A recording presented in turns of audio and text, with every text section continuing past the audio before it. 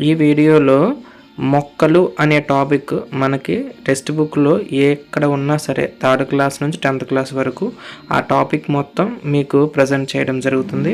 So మా team పెడుతున్న effort కనుక మీకు నచ్చితే తప్పకుండా మమ్మల్ని ఎంకరేజ్ చేయడానికి ఒక లైక్ చేయండి, ఈ ఛానల్ను సబ్స్క్రైబ్ చేయండి, మీ ఫ్రెండ్స్తో షేర్ చేసి మీ అభిప్రాయాలను కామెంట్ చేయండి.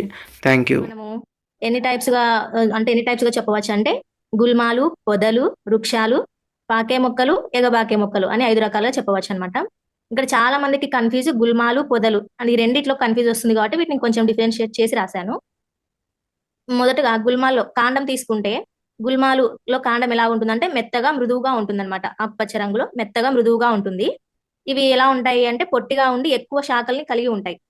ఈ గుల్మాలు అనేటివి పొట్టిగా ఉండి ఎక్కువ శాఖలు ఉంటాయి అనమాట. ఎగ్జాంపుల్ వచ్చేసి తులసి, గోధుమ ఇవి వస్తాయి. నెక్స్ట్ పొదలు చూసుకుంటే వీటికి కాండం కొంచెం గట్టిగా ఉంటుంది. వీటికి కొమ్మలు ఎలా ఉంటాయంటే కాండపు అడుగు బాగాన గుబురుగా పెరుగుతాయి అనమాట. వీటికైతే గుల్మాలకైతే ఎక్కువ శాఖలు ఉంటాయి. పొదలకైతే ఈ కొమ్మలు అనేటివి కాండపు అడుగు బాగానే పెరుగుతాయి. ఎగ్జాంపుల్ వచ్చేసి గులాబీ, మందార, నిన్న క్లాస్ లో కూడా చెప్పారు సూర్య సార్, నిమ్మ చెట్లు కూడా పొదల కిందకే వస్తాయి అనమాట. నెక్స్ట్ వృక్షాలు తీసుకుంటే వృక్షాలకి కాండం ఎలా ఉంటుంది? గట్టిగా మందపాటిగా ఉంటుంది. ఇవి నేలకు చాలా ఎత్తులో కాండం పై భాగాన కొమ్మలు ఉంటాయి. మామూలుగా చెట్లు చూసే ఉంటారు కదా, వేప చెట్టు గాని, చింత చెట్టు గాని, అలాంటివి నేలకి చాలా ఎత్తులో వాటికి కొమ్మలు పెరుగుతాయి అనమాట కాండం పై భాగాన. నెక్స్ట్ పాకే మొక్కలు తీసుకుంటే ఇవి ఎటువంటి ఆధారం ఉండదు, వీటికి ఓన్లీ నేల మీద పాకుతూ పెరుగుతాయి అనమాట. వీటికి ఎగ్జాంపుల్ వచ్చేసి పుచ్చకాయ, గుమ్మడికాయ మొక్కలు. నెక్స్ట్ ఎగబాకే మొక్కలు అంటే ఏదైనా ఒకటి ఆధారం చేసుకొని లేదా ఏదైనా ఒక దాని సహాయంతో పైకి ఎగబాకుతాయి అనమాట. అందుకే వీటిని ఎగబాకే మొక్కలు అంటారు. వీటికి ఉదాహరణ వచ్చేసి ద్రాక్ష, కాకర మొక్కలు. నెక్స్ట్ మొక్కలో రెండు భాగాలు ఉంటాయి, 2 వ్యవస్థలు ఉంటాయి. ఒకటి వేరు వ్యవస్థ, 2 కాండ వ్యవస్థ. వేరు వ్యవస్థలో ప్రాథమిక వేరు, ద్వితీయ వేరు అని 2 ఉంటాయి. నెక్స్ట్ కాండ వ్యవస్థని ఇంకా హైయర్ సెక్షన్స్ లో ఏమంటారంటే ప్రకాండ వ్యవస్థ అని కూడా అంటారు. అంటే కాండం నుంచి మొక్క పై భాగం వరకు అన్ని భాగాలు కలిపి కాండ వ్యవస్థ లేదా ప్రకాండ వ్యవస్థ అనవచ్చు. ఈ కాండ వ్యవస్థలో ఏమేమి ఉంటాయంటే పుష్పాలు, ఫలాలు, కాండము, ఆకులు, మొక్కలు, కనుపులు కూడా ఉంటాయన్నమాట. నెక్స్ట్ వీటిలో ఒక్కొక్క పార్ట్ మనం చూసుకుంటే మొక్కల్లో ఫస్ట్ వేర్లు తీసుకుందాము. ఈ వేర్లు అనేటివి వీటి యొక్క పని చూద్దాము. ఈ వేర్లు ఏమేమి చేస్తాయి అనేసి. వేర్లు నేలకు దిగువన ఉంటాయి. నేలలోని నీటిని, లవణాలను పీల్చుకొని వాటిని మొక్కకు అందజేస్తాయి అన్నమాట వేర్లు అనేటివి. తర్వాత మొక్కను నేలలో పట్టి ఉంచుతాయి. మొక్క భాగాలన్నిటిలో ముఖ్యమైనవి ఏంటి అంటే వేర్లు. ఇది ఇంపార్టెంట్. మామూలుగా మొక్కకి నేలలో బాగా పట్టి ఉంచాలి అంటే వేర్లు సహాయం చేస్తాయి కాబట్టి మొక్క అన్ని భాగాల్లో ముఖ్యమైనవి వచ్చేసి వేర్లు. ఓకేనా. నెక్స్ట్ కాండం గురించి తీసుకుంటే ఈ కాండం ఏం చేస్తుంది? వేర్లు పీల్చుకుంటాయి కదా భూమిలో ఉన్న నీటిని, లవణాలను మొక్కలోని వివిధ భాగాలకు అంటే ఆకులకు, కొమ్మలకు వీటన్నిటికీ సరఫరా చేస్తుంది కాండము. ఆకులు తయారు చేసిన ఆహారాన్ని కూడా ఈ కాండం అనేది వేర్లకు, మొక్కలోని ఇతర భాగాలకు పంపిణీ చేస్తుంది. నెక్స్ట్ ఇంకొక పాయింట్ ఏమంటే మొక్కకు ఊతం ఇచ్చేది ఏంటంటే కాండము. ఇది కన్ఫ్యూజ్ అయ్యే పాయింట్. మామూలుగా మొక్కకు ఊతం ఇచ్చేది అంటే మొక్కను బాగా బలంగా నేలలో పట్టి ఉంచుతాయి కాబట్టి వేర్లు అని అనుకుంటాము. కాదండి, మొక్కకు ఊతం ఇచ్చేది ఏంటంటే కాండము. నెక్స్ట్ మొక్కకు రక్షణ కల్పించడానికి కూడా కాండం సహాయం చేస్తుంది. అంటే మొక్క చిన్నగా ఉన్నప్పుడు కానీ కీటకాల నుంచి కానీ, పక్షుల నుంచి కానీ, కొంచెం పెద్దగా అయ్యాక పెద్ద పెద్ద పశువులు, జంతువుల నుంచి కానీ రక్షణ కలిగించేది ఏంటంటే కాండము మొక్కకి రక్షణ కలిగిస్తుంది అనమాట. నెక్స్ట్ పాయింట్ వచ్చేసి ఆకులు తీసుకుంటే ఆ మొక్కలో ఆహార కర్మాగారాలు ఏంటి అంటే ఆకులు అనమాట. ఇవి కిరణజన్య సంయోగ క్రియ ద్వారా ఆహారాన్ని తయారు చేస్తాయి. అంటే CO2, ఆక్సిజన్, సూర్యరశ్మి ఉపయోగించి తమ ఆహారాన్ని తయారు చేసుకుంటాయి అన్నమాట. ఇందాకే చెప్పాను, ఆకులు తయారు చేసిన ఆహారాన్ని మొక్కకు, వేర్లకు ఏది సరఫరా చేస్తుందంటే కాండము. ఇక్కడ కాండం గురించి ఇంకొక పాయింట్ ఏంటంటే ఈ కాండాన్ని మొక్కకి అటు ఇటు సరఫరా చేసే పనిని నిర్వర్తించేదిగా గుర్తిస్తారనమాట కాండాన్ని. ఇది 6th క్లాస్ టెక్స్ట్ బుక్ లో ఆ పాయింట్ ఉంది, నేను అది ఇక్కడ రాయలేదు. మొక్కలో అటు ఇటు సరఫరా చేసే భాగం ఏది అంటే కాండము. ఓకేనా. ఇంకా ఆకుల దగ్గరికి వస్తే ఆహారాన్ని తయారు చేసుకుంటాయి, ఆహార కర్మాగారాలు అంటారు. బాష్పోత్సేకం పని చేస్తుంది. అంటే పత్ర రంధ్రాల ద్వారా నీరు చుక్కల ద్వారా బయటకు వచ్చి నీరు ఆవిరవుతుంది. దీన్నే బాష్పోత్సేకము అంటారనమాట.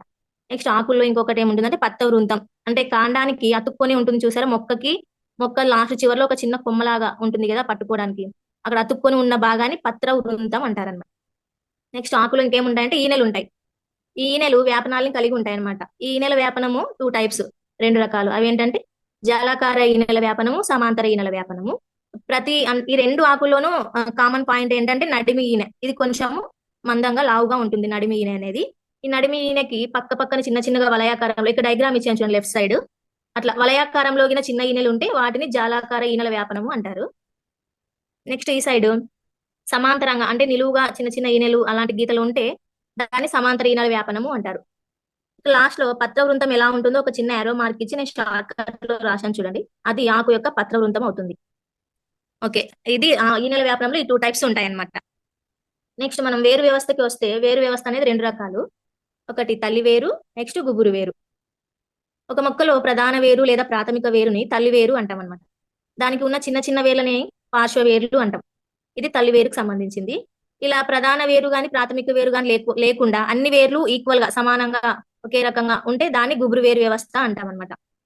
ఈ వేరు వ్యవస్థని మనము అంటే ఇప్పుడు వేరు వ్యవస్థ ఒక మొక్కలో ఎలాంటి వేరు వ్యవస్థ ఉందో చెప్పాలంటే మనం ఆ మొక్కను పీకి చూసి చెప్పాలి కదా. అలా కాకుండా ఆకుల ఈనెల వ్యాపనం ఉంటుంది కదా, ఆ ఈనెల వ్యాపనం ద్వారా ఆ మొక్క అనేది ఎలాంటి వేరు వ్యవస్థని కలిగి ఉందో చెప్పవచ్చు. అదొక పాయింట్. ఎలా అంటే ఇప్పుడు జాలాకార ఈనెల వ్యాపనం ఉన్న ఆకులు తల్లి వేరు వ్యవస్థను కలిగి ఉంటాయి. సమాంతర ఈనెల వ్యాపనం కలిగిన ఆకులు గుబురు వేరు వ్యవస్థను కలిగి ఉంటాయి అన్నమాట. వీటికి ఎగ్జాంపుల్స్ నేను కింద ఇచ్చాను, చెప్తాను. నెక్స్ట్ ఒకవేళ ఆకుల ద్వారా కాకుండా ఇప్పుడు మన ఇంట్లో కొన్ని విత్తనాలు ఉంటాయి, వేరుశెనగ గాని సద్దలు గాని ఇట్లా కొన్ని విత్తనాలు ఉంటాయి కదా, ఆ విత్తనాలను బట్టి ఏ వ్యవస్థ ఈ మొక్క ఏ వేరు వ్యవస్థ కలిగి ఉందని చెప్పాలంటే ద్విదళ విత్తనాలు అంటే ఒక విత్తనాన్ని రెండుగా చీల్చడానికి వీలైంది అనుకో, అలాంటి విత్తనాలు తల్లి వేరు వ్యవస్థను కలిగి ఉంటాయి. ఏకదళ విత్తనాలు అంటే దానిని రెండుగా విడదీయడానికి పాసిబుల్ కాదు, అలాంటి విత్తనాల మొక్కలు గుబురు వేరు వ్యవస్థని కలిగి ఉంటాయి అన్నమాట. నెక్స్ట్ తీసుకుంటే నెక్స్ట్ పార్ట్ పుష్పము. ఈ పుష్పంలో ఏమేమి ఉంటాయంటే రక్షక పత్రాలు ఉంటాయి, ఆకర్షణ పత్రాలు, కేసరాలు ఉంటాయి. ఈ కేసరాల్లో మళ్ళీ పరాగకోశము, కేసర దండం అని 2 భాగాలు ఉంటాయి. నెక్స్ట్ అండకోశము. ఈ అండకోశంలో కీలము, కీలాగ్రము, అండాశయము ఉంటాయి. ఈ అండాశయంలో ఏముంటాయంటే అండాలు ఉంటాయి. ఈ అండాలు ఎందుకు యూజ్ అవుతాయి? మొక్క యొక్క ఫలదీకరణానికి యూజ్ అవుతాయి అన్నమాట. ఇక నేను కొన్ని క్వశ్చన్స్ ఇచ్చాను, వాటికి ఆన్సర్ కామెంట్ చేయండి. పుష్పంలో అన్నిటికన్నా లోపలి భాగం ఏది? నెక్స్ట్ అండకోశం యొక్క అత్యంత దిగువన ఉన్న మరియు ఉబ్బి ఉన్న భాగం ఏంటి? నెక్స్ట్ మొక్కలో ఏ భాగాన్ని మనం తింటాం? ఈ 3 క్వశ్చన్స్ కి ఆన్సర్ కామెంట్ చేయండి. నెక్స్ట్ టాపిక్ వచ్చేసి మొక్కల్లో ప్రత్యుత్పత్తి భాగాలు అనమాట. మొక్కల్లో ప్రత్యుత్పత్తి భాగాలు ఏంటి అంటే పుష్పాలు. అక్కడ నేను రౌండ్ చేసేది చూడండి. మొక్కల్లో ప్రత్యుత్పత్తి భాగాలు వచ్చేసి పుష్పాలు. ప్రత్యుత్పత్తి ఎన్ని విధాలు అంటే 2 విధాలు. ఒకటి లైంగిక ప్రత్యుత్పత్తి, నెక్స్ట్ అలైంగిక ప్రత్యుత్పత్తి. లైంగిక ప్రత్యుత్పత్తి అంటే విత్తనాల ద్వారా కొత్త మొక్కలు ఏర్పడము. అలైంగిక ప్రత్యుత్పత్తి అంటే విత్తనాలు లేకుండా కొత్త మొక్కలు.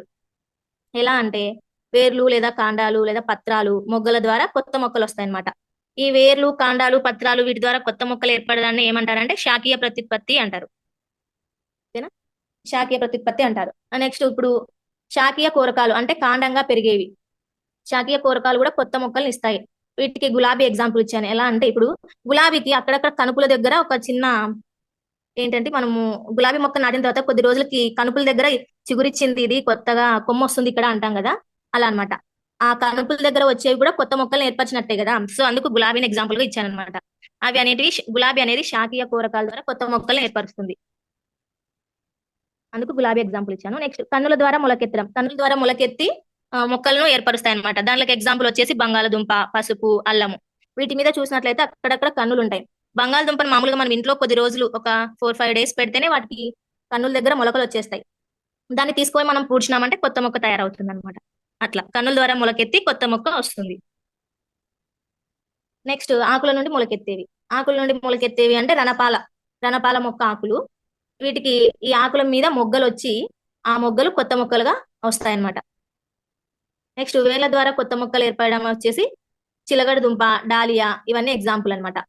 కొన్ని వేర్లను మనం తింటాము, ఆ వేర్లకు ఎగ్జాంపుల్ వచ్చేసి మనం తినే వేర్లు అయితే ఇదే క్యారెట్, బీట్రూట్, ముల్లంగి, ఇవన్నీ మనం తినే వేర్ల కిందికి వస్తాయి అనమాట. ఇవి కూడా వేర్ల ద్వారానే కొత్త మొక్కలు ఏర్పరుస్తాయి. నెక్స్ట్ తల్లి మొక్క నుండి విడిపోయి కొత్త మొక్కగా అవ్వడం అనమాట. కాక్టస్ ఎగ్జాంపుల్ ఇచ్చాను. నెక్స్ట్ ఈ శాఖీయ ప్రత్యుత్పత్తి ద్వారా వచ్చిన మొక్కలు యూజ్ ఏంటంటే ఈ శాఖీయ ప్రత్యుత్పత్తి ద్వారా వచ్చిన మొక్కలు తక్కువ సమయంలో పెరుగుతాయి. ఇప్పుడు విత్తనాల ద్వారా ఏర్పడే కొత్త మొక్కల కంటే ఇవి ముందుగానే పుష్పాలు, ఫలాలు ఇస్తాయి అనమాట. అంటే కొంచెం టైం తొందరగానే, వీటికి తక్కువ సమయం అవసరం అవుతుంది పుష్పాలు, ఫలాలు రావడానికి. శాఖీయ ప్రత్యుత్పత్తి ద్వారా కొత్త మొక్కలు ఏర్పడేవి కొంచెం తక్కువ సమయంలోనే వస్తాయి.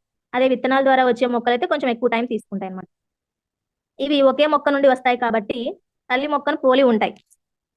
వీటికి వేరే మొక్క విత్తనాలు గాని అట్లా ఏం అవసరం లేదు. ఒక మొక్కలోనే వాటి ఆకులు లేదా కాండాల ద్వారా ఇలా వస్తాయి కాబట్టి ఇవి తల్లి మొక్కను పోలి ఉంటాయి అన్నమాట. నెక్స్ట్ కోరకి భవనం. కోరకం అంటే ఏంటి? మొగ్గ కదా, ఒక చిన్న మొగ్గలాగా వచ్చి అవి విడిపోయి తర్వాత కొత్త మొక్కలుగా పెరగడం అన్నమాట, కొత్త జీవిగా పెరగడం. దీనికి ఈస్ట్ హైడ్రా ఎగ్జాంపుల్ ఇచ్చాను. నెక్స్ట్ ముక్కలవ్వడం.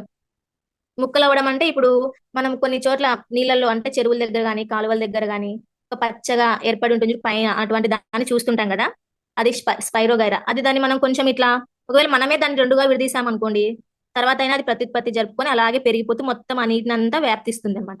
ఇది స్పైరోగైరా. నెక్స్ట్ ప్లనేరియా అనేది, ఇది వచ్చేసి 10th క్లాస్ లో ఇచ్చారు ఈ వర్డ్.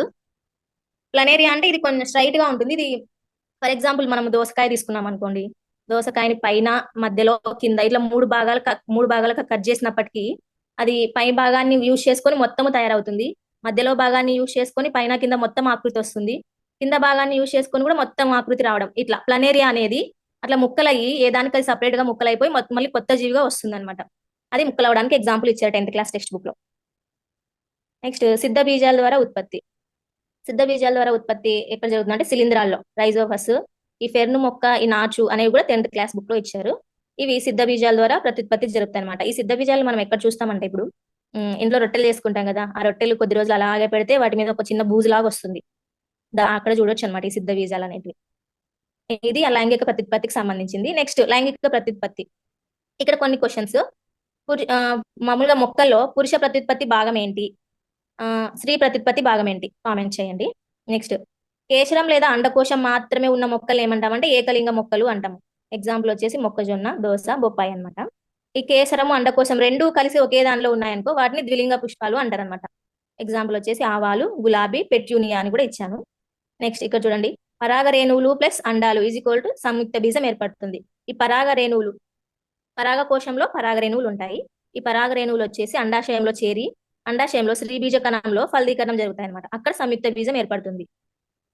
ఓకేనా. నెక్స్ట్ పరాగ సంపర్కం. దీంట్లో 2 రకాలు, స్వపరాగ లేదా ఆత్మపరాగ, నెక్స్ట్ పరపరాగ.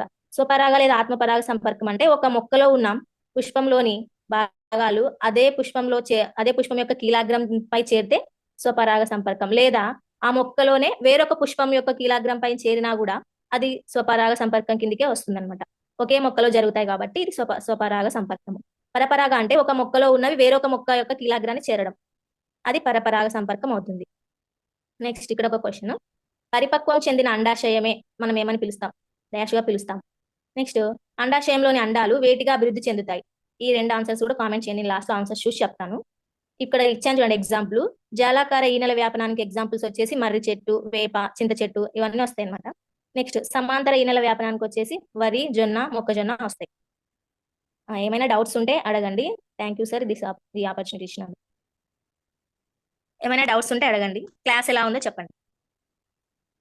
నేను ఏమైనా మెజర్మెంట్ బెటర్ చేసుకోవాలనుకుంటే చెప్పండి సార్, చేసుకుంటాను.